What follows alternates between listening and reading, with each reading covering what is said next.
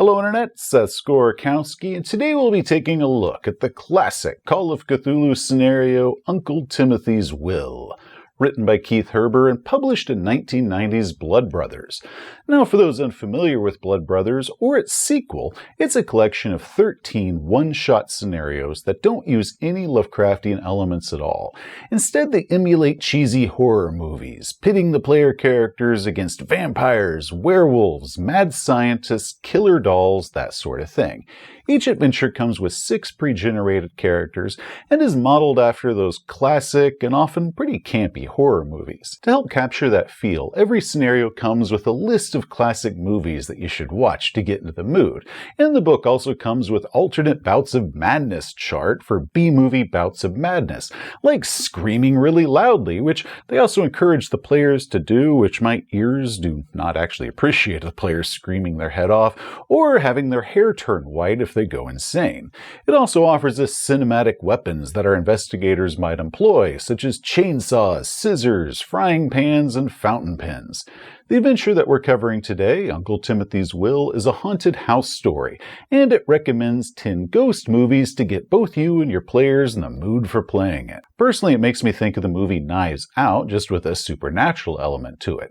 It involves the death of rich Uncle Timothy, and now his bickering family, who all hate one another, have gathered to his remote mansion for the reading of his will.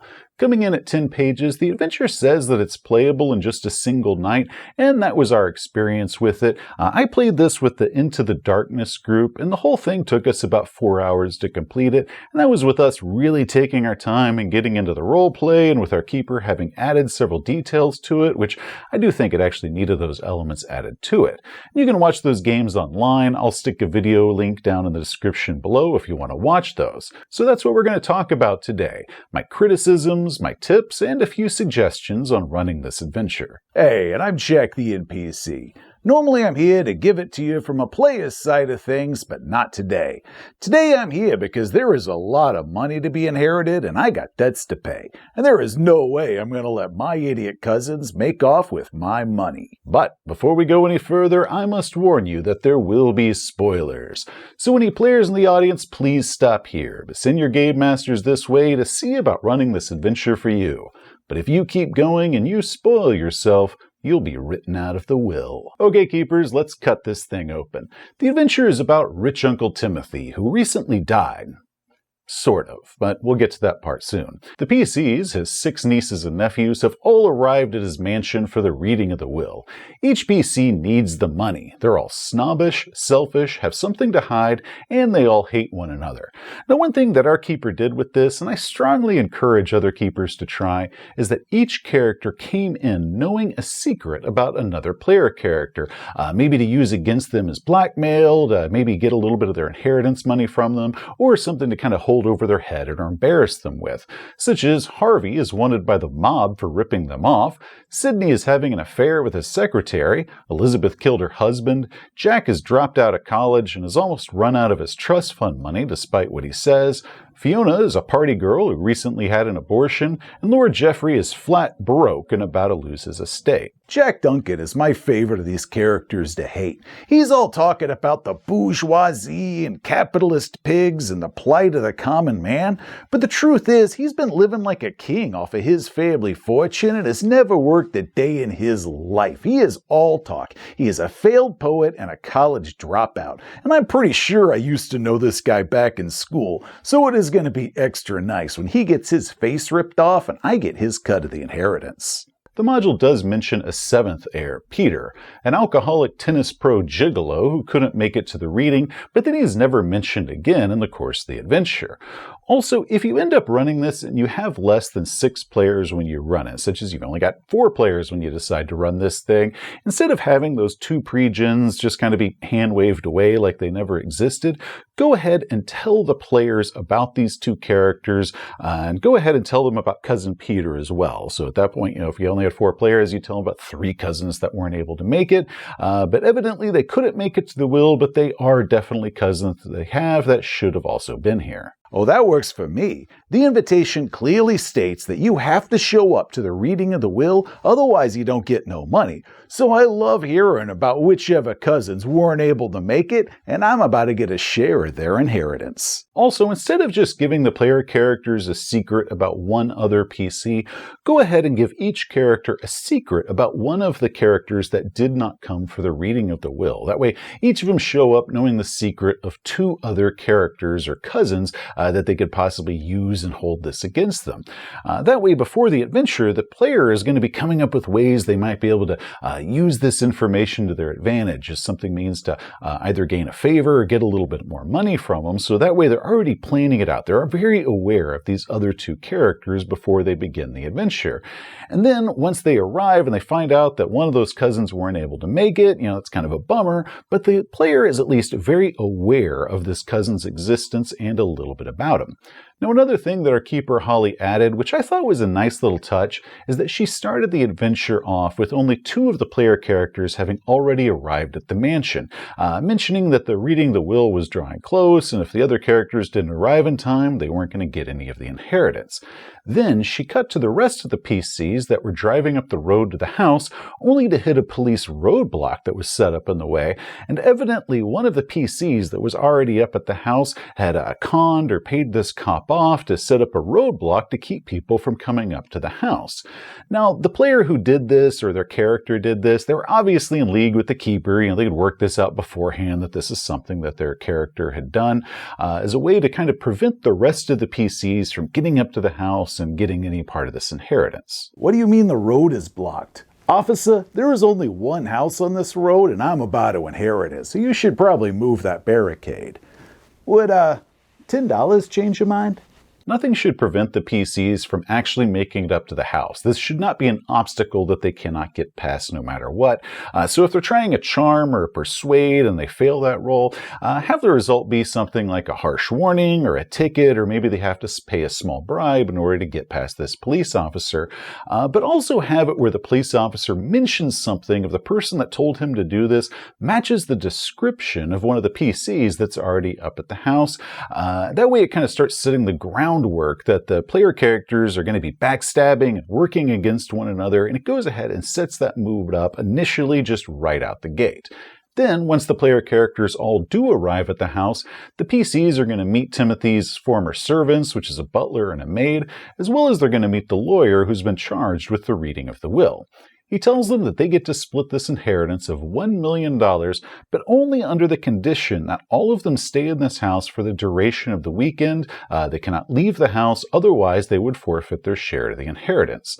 The lawyer explains that there have been measures put into place to inform him if anyone does leave the house, in addition to the fact that any of the other player characters are surely going to rat anyone out that does leave the property, meaning that they're going to get that person's share of the money. So let me get this straight. I gotta spend all weekend in the mansion with my family that I hate? It's no different than a normal holiday, I guess. Is it too early to start drinking now? The PCs are all assigned whichever rooms they're going to be staying in, and then they can begin exploring the house or whatever else it is that they want to do to kill time for the weekend. For me, I started going through the house and appraising various objects that I thought would be not only valuable, but something I could slip into my suitcase and get out of here with, and the other cousins wouldn't know about. We also learned that there might be some additional money that Uncle Timothy might have stashed away on the property somewhere. Like he didn't trust the banks with all of his money, so he had kind of a nice little nest egg of a lot of money that might be hidden somewhere. And that, of course, gave us a really good motivation to start scouring the house and trying to figure out where he hid it. Now, the house map is pretty simple. Too simple, really. I really hate this map. This is supposed to be a haunted house story, and the house for it should be much more detailed than this. So go ahead and put some windows in this thing, because it doesn't even have windows. Next, our keeper added some secret doors, because an old house like this, especially in the vein of these old haunted house movies, it should definitely have some secret passages that you can discover. So go ahead and put a few in here somewhere. That way the player characters can stumble across and discover these. We also had it where each room had a secret passage that led into it. So each room had two ways that you could get inside of it.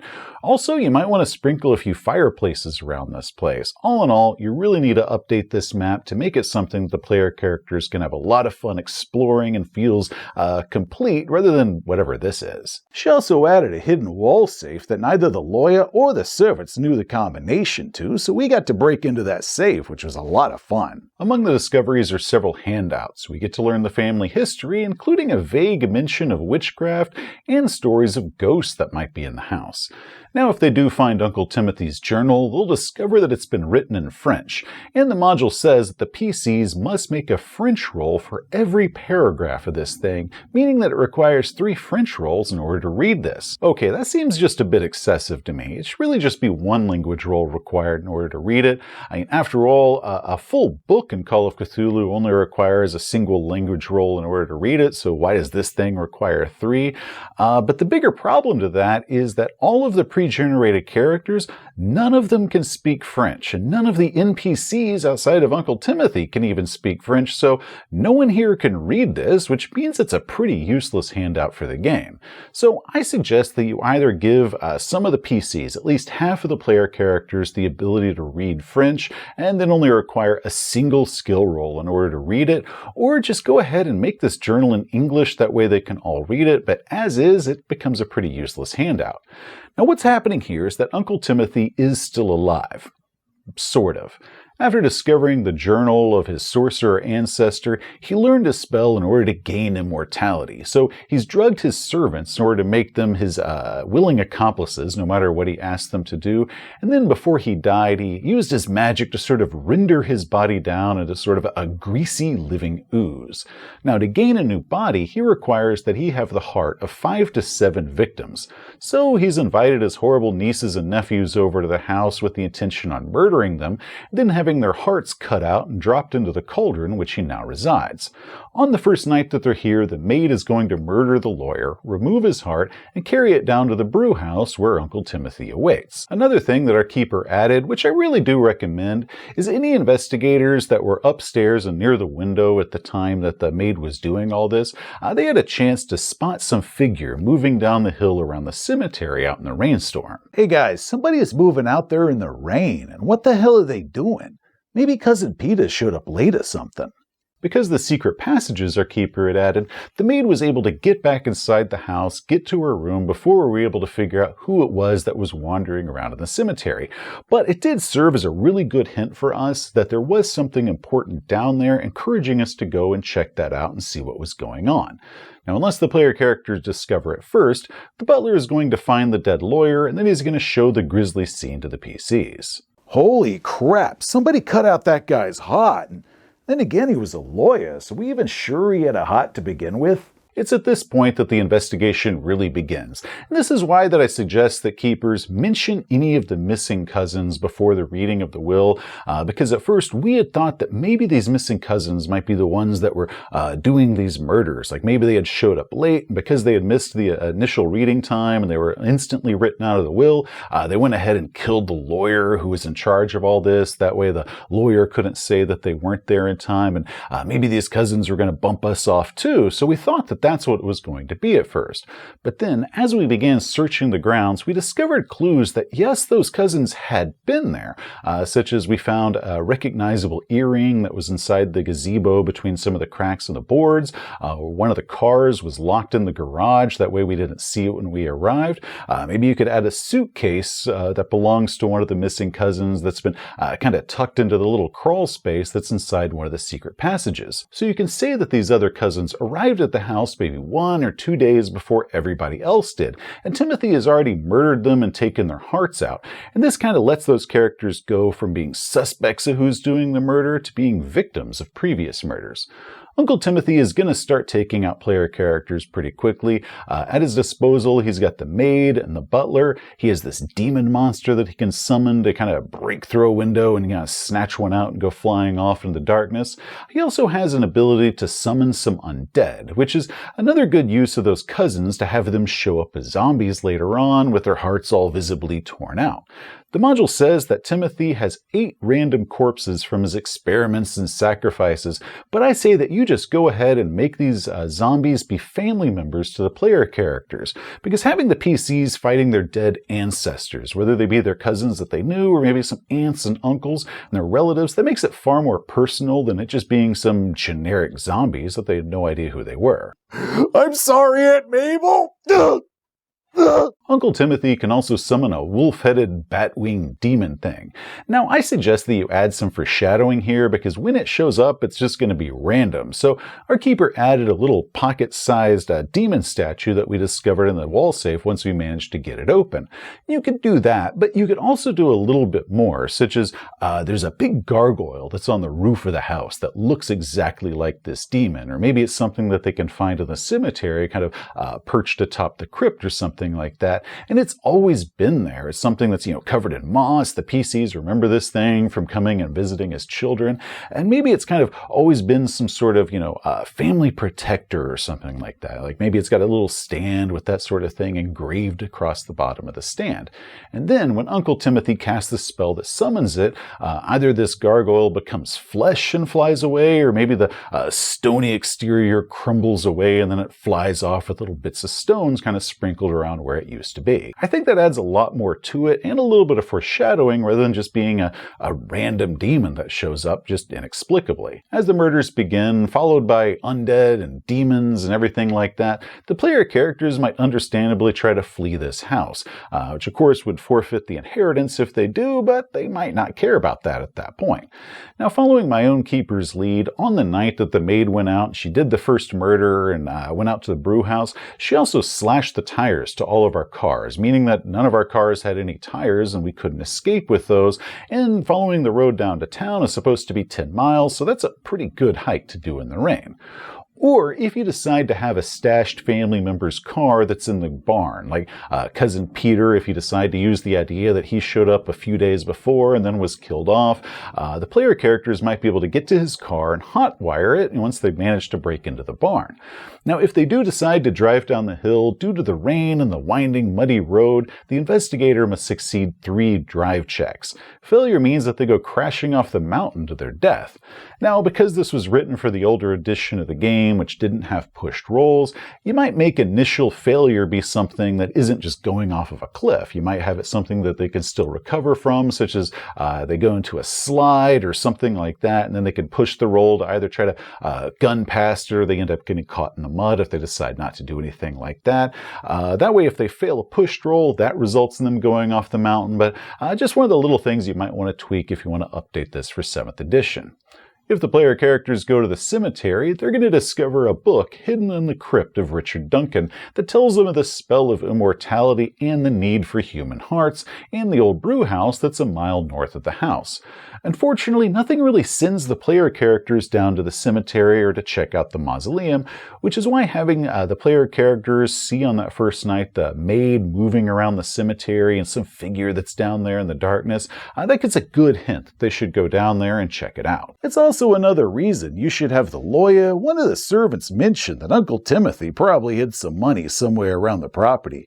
Greed is a pretty good motivator to break into a tomb. Finding the brew house can be done if they first spot Henrietta's trail, and then they make a track roll in order to find it. It then requires 4 more track rolls, which is way too much. I mean, that's 6 rolls at this point in order to find the brew house. So I would just make it an initial spot or track just to notice that the trail is there, and then no more than a single, let's say, hard track roll in order to kind of follow it through all the rain and the mud in order to find the brew house. Now, the brew house burned down long ago, so there is nothing that's visible if you're looking across the field at it, but the basement for it is still intact. And inside there, atop a burning stove, the player characters are going to notice a giant copper kettle. You know, guys, everything in my soul is telling me that I should just put a couple rounds through that pot, torch this place, and get the hell out of here. But I also really want to peek inside of it first. If they look inside this kettle or they just get a little bit too close to it, the liquidy Uncle Timothy is going to come springing out, demanding a kiss, which is also going to melt the face off the player character, and then he's going to pour inside of them and dissolve their heart from the inside, or however you want to do it. Once Uncle Timothy is killed, the adventure is done. Any survivors can then split the inheritance up and happily go all their separate ways and never have to speak to each other ever again.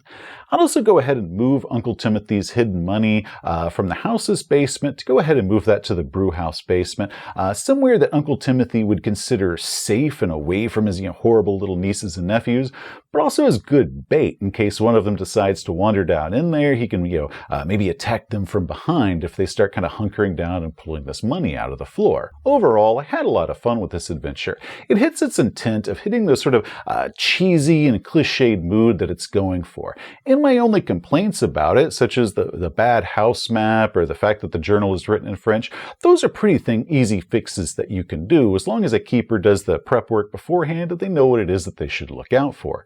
The biggest hurdle, though, that this game has is the players. This is a very high roleplay adventure, and the more that your players might get into, playing these characters, which all the characters are wonderful despite the fact that they're bad people, the better this adventure is going to run. So if your players are the type of players that are really going to get into playing a bunch of, spoiled, rich, unlikable characters who are always bickering and jabbing at each other, maybe trying to backstab one another, then this should be a perfect adventure for them. But if your players aren't the type that would really get into playing these characters, they might not be big role players at all, then this adventure might not be as well received with that crowd. You can pick up a copy of Blood Brothers on DriveThruRPG or on the Chaosium website, links below. It's a fun little collection and definitely worth checking out. Hey, thanks for watching. If you enjoyed the video, please give it a thumbs up. If you want to see some more of our stuff, such as game reviews, RPG philosophy, just hit that subscribe button. Till next time, gamers, you have a great day. This adventure is just about perfect. First off, having it be a lawyer and my horrible cousins that get killed is way easier to handle when my friends are the ones that are dying. Then to top that off, if I complete this adventure, I get to have a sizable inheritance. That's win-win if you ask me.